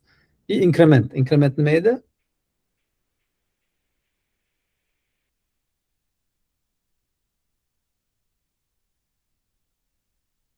Ya'ni backlogda mana backlogdan olingan narsa sprintga kirsa, increment chiqishda ya'ni nima bajarildi, nima bajarilmadi, natijasi, ya'ni outcome increment deymiz. Xo'p, bu yerda agile to'g'risida tugadi, Scrum to'g'risida как intro edi, Scrum bo'yicha hozir shuni yopib turib boshqa prezentatsiyamiz bor. U ko'ryaptimi yo'qmi yangi prezentatsiya? Yo'q hali. Bu yerda hozir sal mix, ozgina ikkinchi prezentatsiyani bitta joyini o'tkazib yuboramiz. Sababi bu programmistlarga bitta kurs doirasida qilingan slaydlar edi. Hozir yangisi ko'rindi. Ha. Xo'p, bu yerda уже ko'proq sal texnikiyroq narsalar, Scrumga mo'ljallangan.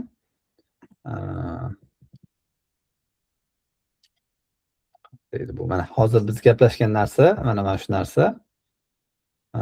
Bu yerda ya'ni shu backlog bo'lsa, eng muhim 4 ta funksiyani bu sprint backlogiga olamiz. Ya'ni umumiy produktimiz backlogidan sprintga 4 tasini olamiz va uni shu sprint davomida qilinadigan yana sub tasklariga, maydaroq bir vazifalarga, bitta katta aytaylik funksiya bajarilishi kerak bo'lsa, shu funksiyani bajaradigan qadamlariga bo'lib qilamiz. Endi bu ishlarni biz qaysi seremoniyada qilamiz?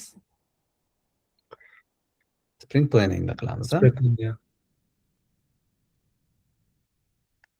Mana bu sprintning umumiy holati ekan. Bir haftadan 3 haftagacha aytaylik sprint bo'lsa, o'rtacha 2 hafta sprint olinsa, ya'ni shu backlogdan muhim narsalarni sprintga oldik, har kuni ishladik, dailylar qildik, bir-birimizni ogohlantirib turdik. Bizda natijada bir increment paydo bo'ldi. Ya'ni o'sha sprintning natijasi, shunga qarab turib biz uni retro anaqa qildik, nima deydi? Review qilib chiqdik, ko'rib chiqdik, nima bo'ldi, nima bo'lmadi.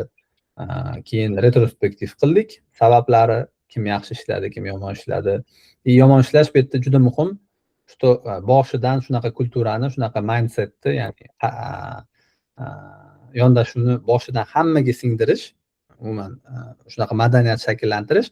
Что biz bu yerda muammoni hal qilganda o'zi retrospektivda ham bitta shu chiroyli etilgan muammo deyilmagan, men hozir noto'g'ri aytdim. Areas of improvement deylarmidi? What to improve. nimani to'g'irlashimiz kerak. Ya'ni bu muammo yo bir problema yoki bir qanaqadir negativniy narsa emas. Ko'proq areas of improvement, ya'ni nimani yana ham yaxshilashimiz kerak degan savol. Bu yerda hech kimni shaxsiy san qilding, san qilmading degan narsa emas.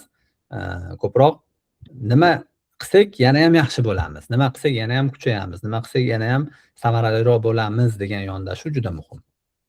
Retrospektivda o'sha 3 ta anaqa ishlatamiz, column. What went well, nima yaxshi ketdi, nimani cho'tki qildik. Bu yerda bitta o'shani muhrlab hammaga. Bu yerda уже ana shu what went well aytishadi. Bu yerda personalniy bo'lishi kerak. Bu yerda shaxsiylashtirish kerak. Ya'ni yaxshi bo'lgan narsalarni falon odam mana shu narsani zo'r qildi, gap yo'q. Piston odam mana shu narsani cho'tki qildi, gap yo'q. Endi qilinmagan narsada bu yerda umumiylashtirish kerak. Ya'ni mana shu narsa qilinmadi, lekin san qilding yoki mana bu odam qildi emas.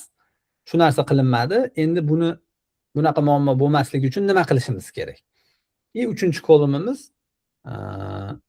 action items. O'sha narsani areas of improvementda bu nimani to'g'irlashimiz kerak bo'lsa, action itemda o'sha narsani to'g'irlash uchun konkretniy qanaqa ish harakat qilishimiz kerak. Falon narsani falon pistondagi qilamiz. Piston narsani bunaqa qilmaymiz yoki bunaqa qilamiz degan qonun. O'sha retrospektivdagi action itemlar keyingi retrospektivda ham eslanishi kerak. To есть praktikada shunaqa narsa borki, action itemlar retrospektivga yozilib unutiladigan holatlar ko'p. O'sha narsa ham ko'proq Scrum Master vazifasi sprint davomida o'sha action itemni eslatib turish. Esinglardami? Retrospektiv qilganimizda, palon retrospektivda mana shu action itemni qo'shuvdik. Komanda sifatida hamma qo'shgan shu narsani. O'sha narsani hozir qilmayapmiz yoki qilishimiz kerak deb eslatib turadigan odam ham ko'proq Scrum Master. Любой odam bo'lishi mumkin komandada, lekin Scrum Masterga ko'proq vazifa tushadi, shuni eslatib turish.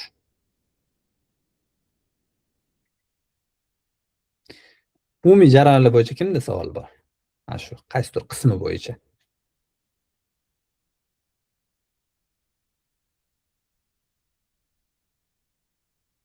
Misol uchun proyekt kattaroq proyektlar bor bo'lsa, misol uchun bizdagi xos proyektimiz, misol uchun 2 yillik proyektda, lekin уже men sezaman, qanchadir muddat o'tgandan keyin уже mitinglarda komandalar show up qilishi, ya'ni o'zini ko'rsatishi, prezent qilishi asta-asta kamayib boraveradi. Lekin Scrum Master yoki o'sha har doim mana shu narsalarni planning reviewlarni amalga olib boradi, lekin komanda asta-asta o'sha bu narsaga aktivlik tushib boradi. Mana shu momentda Scrum Master qanaqa bu narsani to'g'irlashi yoki bunga fokus berish uchun qanday ishlar amalga oshirgan yaxshiroq hisoblanadi?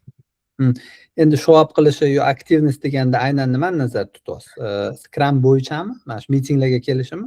Ha, mitinglar, faqat mitinglar deylik. Agar tasklarni bu yerda skip turadi, mitinglar o'zida misol uchun aktivniy qatnashish va mitinglarda o'zini fikrlarini erkin, ko'proq aktiv tarzda fikr almashish tomondanda. Bu narsa ikkita narsaga bog'liq deb o'ylayman. Muhim narsa, birinchisi o'sha boshidan bo'lgan tushuncha va kelishuv. Ya'ni boshida Scrumni как framework sifatida, metod sifatida, uslub sifatida hamma to'g'ri tushundimi yo'qmi? Scrum Master mahorati hammaga uni yetkazish, uni o'sha core nima deydi? Asosiy filosofiyasini, kulturasini yetkazish, bu o'sha Scrum Master mahorati ko'proq. Ikkinchisi bu Scrum Master qanchalik, то есть Scrumni o'zi как metod, как framework qanchalik bu proyektga kerak emas. Shunaqa proyekt uslublari, shunaqa proyektlar borki, masalan, Kanban ishlatadi kimdir. Обязательно именно Scrum ishlatish kerak. То есть bu aslida birinchisi ekan, uzr. Scrum o'zi ishlatamizmi yo'qmi degan savol. Ishlatamiz deyilgandan keyin ana o'sha Scrumni hammaga, butun komandaga to'g'ri yetkazish, to'g'ri boshqarish. Agar komanda tushunmayotgan bo'lsa, yaxshiroq tushuntirish kerak. Tushunib turib qilmayotgan bo'lsa, unda bir qanaqadir choralar kerak. Shu tepadan deydimi? Escalate qilinadimi? Aynan mana shu qizil chiziq qayerda bo'ladi? Azizga misol agar o'sha Scrum biz uchun kerak emas, bizga Kanban kerak yoki boshqa frameworkdan foydalanishimiz kerak degan narsani biz aynan qaysi red flaglar orqali bilib olsak bo'ladi? Endi red flag deganingizda bu yerda menimcha ko'proq red flag emas. Ko'proq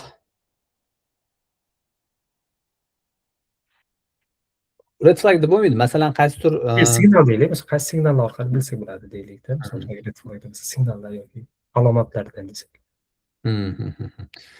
Endi misol uchun mendan so'rasangiz, men Scrum любой IT proyektga men Scrumni eng to'g'ri keladigan metod deb aytardim, chunki o'zim yaxshiroq bilganim uchun bo'lsa kerak. Masalan, boshqa metodlar balkim bundan ham yaxshidir, prosta men bilmayman. Ikkinchisi buni o'sha product owner deymizmi, owner ham emas, o'sha qaror qabul qiluvchi executive, ya'ni o'sha qaror qabul qiluvchi stakeholderga ham ko'p narsa bog'liqda bu yerda. Именно Scrum kerak emasligi. Yo'q, даже u Scrumni bilmasligi mumkin. Lekin o'sha bu yerda Scrumni ishlatamiz degan odam o'zi qanchalik Scrumni yaxshi tushunadi, o'sha narsaga ko'p narsa bog'liq.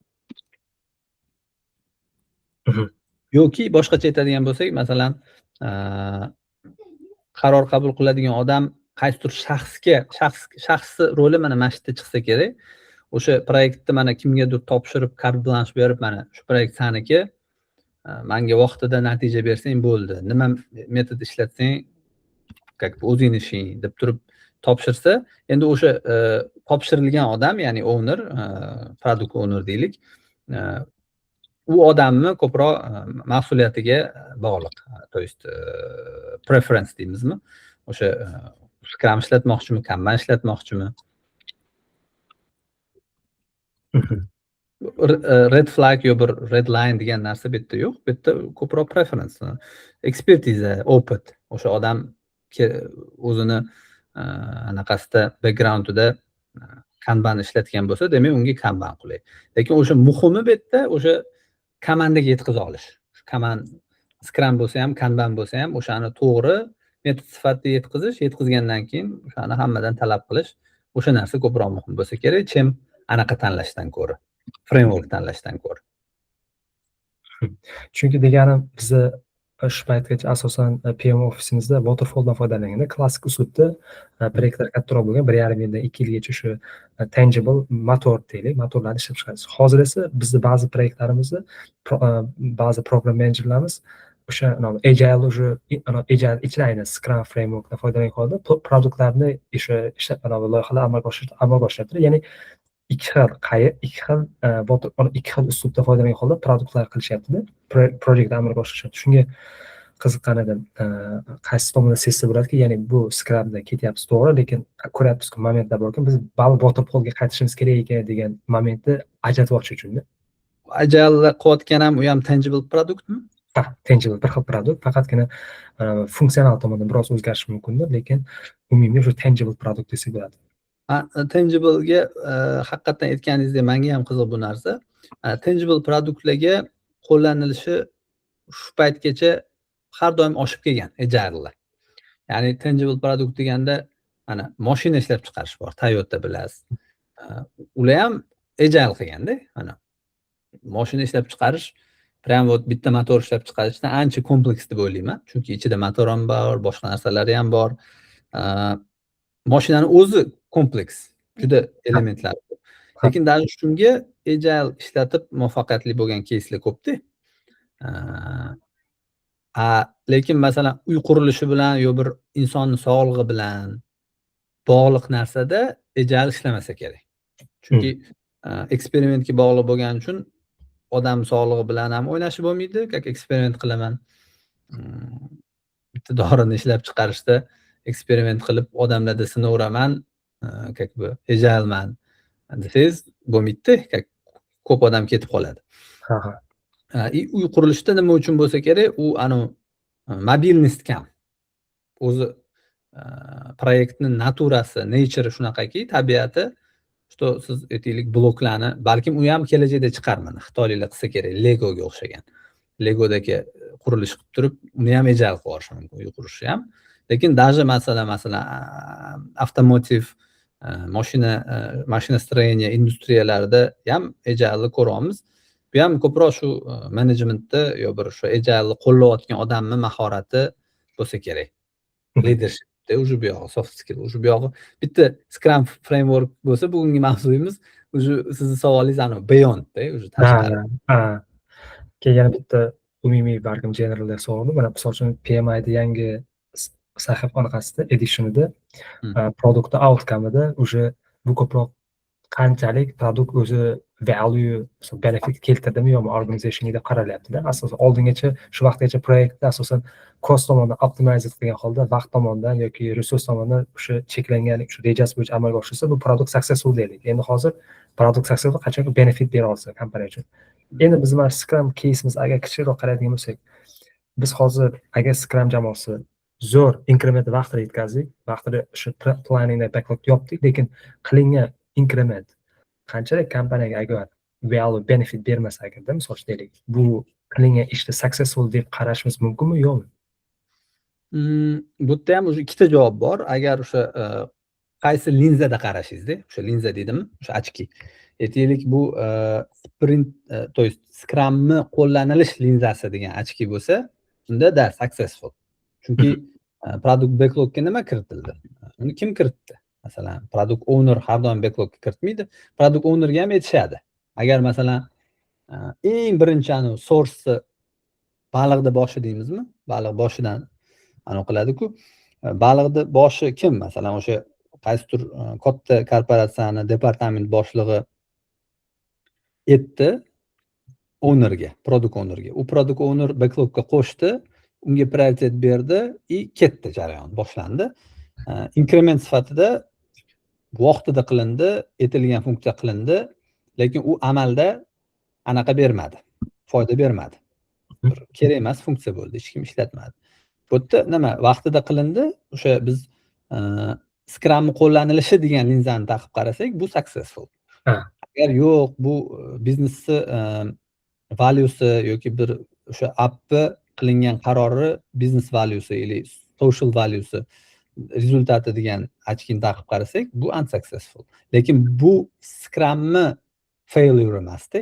Bu o'sha Scrum protsesga kirguncha bo'lgan paytdagi failure. Tushundim. Rahmat. Project managementda sal qiyinroq bu narsa. U yerda vaqt degan element ham bor. Hozir biz vaqt dimensionini qo'shmadik. Masalan, La Manche bo'g'ozimidi? Katta edi. Britaniya bilan anaqani orasidagi, Fransiyani orasidagi tunnel bor-ku, suv ichidan o'tadi. Poyezd. Eshitganman, nomini bilmadim. Mana shu La Manche, ya'ni temir yo'l, poyezd tunnel qilishgan, anaqani Fransiya bilan Angliya o'rtasida. Angliya bilan Fransiya o'rtasida. O'sha proyektda ham project management sifatida juda unsuccessful deyishadi. Ya'ni vaqtidan ancha o'tib ketgan, byudjetdan ancha oshib ketgan, lekin 5 yil, 7 yil, 10 yil o'tib, qanchadir vaqt o'tgandan keyin ko'rishganki, rosa successful proyekt bo'lgan. Yildan yilga rosa ko'p pul topadigan proyekt shu. Tushundim. Shunga yes and no de javob. Xo'p, yana kimda qanaqa savol bor? Amcha qolgan texnik narsalar, bitta hozir backlog to'g'risida gaplashdik, asosiy mana seremoniyalar to'g'risida gaplashdik. Buni application bo'yicha agar savollar bo'lmasa, definition of done ni bir qisqacha ikki og'iz aytib qo'yaylik. O'sha Scrum jarayonida nimadir qilindi, bo'ldi, qabul qilamiz reviewda deyish uchun ham juda muhim ekan. Bajarildi deganning ma'nosi. Bajarildi degan qachon bajarilgan bo'ladi? Nima bo'lsa bajarilgan bo'ladi? O'sha narsani kelishib olish muhim ekan. O'sha har bitta taskga baho berayotgandagi bitta texnikalar, 3 xil texnika, 4 xil texnika. Story pointlar berish yoki t-shirt sizing yoki poker planning qilib turib, bu har bitta taskga og'irligini belgilab, o'sha aytaylik, bizda bitta sprintda 20 kilolik qo'pol qilib aytganda task ola olsak, biz ya'ni 4 ta 5 kilolik task ola olamiz, bo'ldi, boshqa ola olmaymiz. Yoki bitta 3 kilolik, bitta 10 kilolik, bitta 5 kilolik, yana bitta 5 kilolik task olib turib, bo'ldi, 20 kilodan oshmasa, o'shanda biz 2 hafta davomida 2 haftalik sprint davomida o'sha narsalarni qila olamiz deb turib kelishilgan taskni backlogdan bu sprintga olishdagi o'lchash mexanizmlari bular. O'sha mexanizm qancha aniq, qancha to'g'ri bo'lsa, shuncha biz sprintlarda adashmaymiz. Ya'ni sprintda ko'p narsa olmaymiz yoki kam narsa olib qo'yib, sprintni voqali tugatib qo'yib, bo'sh qolib ketmaymiz. Yoki ko'p narsa olib qo'yib, bajarilmagan tasklar bo'lib qolmaydi. Mana shunaqa holatlar nima deydi, o'sha chamalash texnikamizga bog'liq. Ko'proq shu texnik moment yana. Agar bu bo'yicha savollar bo'lsa ham marhamat. Bo'lmasa umumiy savollar bo'lsa ham aytsanglar, o'sha vaqtimiz ancha o'tib ketdi, vaqtinglarni olib qo'ydim. Umumiy o'zingizdagi lessonlar qanday bo'lgan? Aynan Scrum qo'llash bo'yicha nimalar ko'proq challengelar bo'lgan shu paytgacha va eng toplari deylik, payt 2 ta yoki desak va bu bo'yicha qanaqa bir o'zingiz qanaqadir choralar yoki bir tavsiyalar bergan bo'lasiz? Manda qisqa qilib aytsam, sprint framework sifatida, agile shu bir approach sifatida men juda menga yoqadi to'g'risi. Borgan sari chuqur tushunib borgan sari ko'proq qo'llagim keladi. Problema nima bo'lgan desangiz, men misol uchun menda praktik problemalar ba'zi holatda, ko'p holatda owner ham, Scrum Master ham o'zim bo'lishimga to'g'ri kelib qolgan. Sababi shu Scrum Master qaysidir holatda byudjet bo'lmagan, qaysidir holatda yaxshi kandidat topilmagan. O'shaning uchun ham menimcha workload bo'yicha problemalar bo'lgan. Komandada har doim bo'ladi, ayniqsa programmistlar bilan ishlaganda ko'proq juda texnik odam bo'lsa, kommunikatsiya qilish, tushuntirish ularda sal boshqacharoq dimensionlar. Ularni tilida gapirishingiz kerak, ko'proq aniq gapirishingiz kerak, texnik frazalarda gapirishingiz kerak. Bo'lishi mumkin, что ko'p developerlar, ko'p programmistlar e'tibor berganmisizlar, men tajribamda shunaqa bo'lgan. Agile yo bir Scrumni metod sifatida uncha nima deydi, qabul qilmaydigan holatlar bo'ladi. Qaysi ma'noda bir ortiqcha narsa deb o'ylashadi. Bir va'da deydi-ku, kerak emas narsa, tinchgina ishlaylik borib, nima kerak bor, uni gaplashib o'tirish deydigan vaziyatlar bo'lishi mumkin. Menda unday holat ko'p bo'lmagan. Lekin shu bo'lganlari bu yerda o'sha bu yerda ham ko'proq menimcha Scrum Master mahorati o'sha odamga buni yaxshi yetkazish kerakligini. Sababi oddiy bitta argument, o'sha boya gaplashganimizdek 17 ta Agile asoschilari bor edi-ku, Agile o'ylab topgan odam 17 tani hammasi programmist. Bu ya'ni o'sha programmistlardan kelib chiqqan narsa bu. Buni aytaylik, tam marketologlar yo bir qanaqadir finansistlar kelib turib sizlar qilasizlar deb software developerlarga berib qo'ygan narsa emas. O'zi Agile Scrum founderlari, asoschilarining o'zi programmistlar. Prosta ular qanaqa programmistlar? Ularda o'sha leadership skilllari, qobiliyatlari, yetakchilik kачестволari rivojlangan odamlar bo'lgani uchun shunaqa bir tashabbus qilib, shunaqa bir yangicha qarashni olib kirgan odamlar. Endi bu naborot, любой shu Scrumga yo Agile'ga qarshi chiqqan, ortiqcha narsa deb aytgan programmistni yetakchilik nima deydi? Anaqasi, darajasi yana o'sishi kerak degan. Ras kimdir, misol uchun, любой menimcha junior bo'ladimi, middle bo'ladimi, senior bo'ladimi, любой programmistda ham o'zi programmist sifatida, dasturchi sifatida bo'lsa ham o'sgisi keladi. To'g'rimi? Juniordan middlega o'tgisi keladi, middledan seniorga o'tgisi keladi, seniordan team leadga o'tgisi keladi va hokazo. O'sha har bir o'sish pog'onasida eng asosiy rol o'ynaydigan narsa shu soft skilllar aslida. Ya'ni leadershipga, yetakchilik kачестволari, sifatlari bo'lsagina etapma-etap oshadi. Faqat texnik skilllar, qobiliyatlar, ko'nikmalar kamlik qiladi. O'sha tomondan tushuntirib bera olish muhim. Rahmat aka. Xulosa qilsak, kimda qanaqa savol bor? Vaqtimiz ancha o'tib qoldi. Shuning uchun do'stlar, agar savollar bo'lsa, Bo'ldi, savollar bo'lsa, marhamat, bo'lmasa katta rahmat hammaga. Biz yana bir Nima deysiz, Davudbek? prezentatsiyalarni gruppaga tashlab bersangiz. Prezentatsiyani tashlab beramiz. Scrum Guide'ni mana hozir Shuni ham tashlab bersangiz, zo'r bo'ladi. Scrum Guide'ni bitta o'qib chiqsanglar. Mhm. Tak, mana oxirgi versiyasi. Bular ham обновить qilib turadi aytgancha Scrum Guide'da ham. Oxirgi обновление adashmasam 20-yil bo'lgandi.